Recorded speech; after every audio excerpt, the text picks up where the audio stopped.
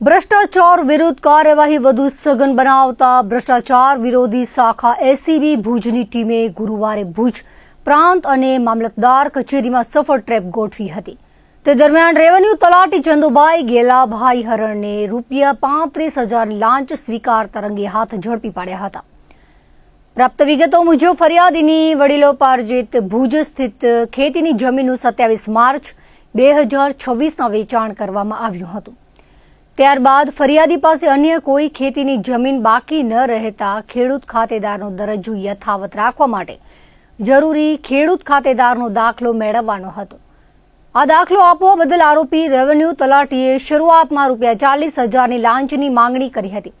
જો કે રકઝકના અંતે 35,000માં સોદો નક્કી કરી ફરિયાદી પાસેથી આ રકમ માંગવામાં આવી હતી। લાંચની રકમ આપવા ઈચ્છુક ન હોય તેવા જાગૃત નાગરિકે ભુજ એસીબીનો સંપર્ક કરી ફરિયાદ નોંધાવી હતી, જેથી એસીબી દ્વારા છટકું ગોઠવવામાં આવ્યું હતું। દરમિયાન આરોપીએ ફરિયાદી સાથે હેતુલક્ષી વાતચીત કરી 35,000ની લાંચની માંગણી કરી સ્વીકારી અને તે જ સમયે એસીબીની ટીમે તેને રંગે હાથ ઝડપી પાડ્યો હતો। પોલીસે આરોપી પાસેથી લાંચની સંપૂર્ણ 35,000ની રકમ પણ કબજે કરી હતી। આ સફળ ટ્રેપની કાર્યવાહી પીઆઈ જે ચૌધરીના માર્ગદર્શન હેઠળ ભુજ એસીબી પોલીસ સ્ટેશનના સ્ટાફ દ્વારા હાથ ધરવામાં આવી હતી। એસીબીએ આરોપી વિરુદ્ધ ભ્રષ્ટાચાર નિવારણ અધિનિયમ હેઠળ ગુનો નોંધી વધુ તપાસ હાથ ધરી છે।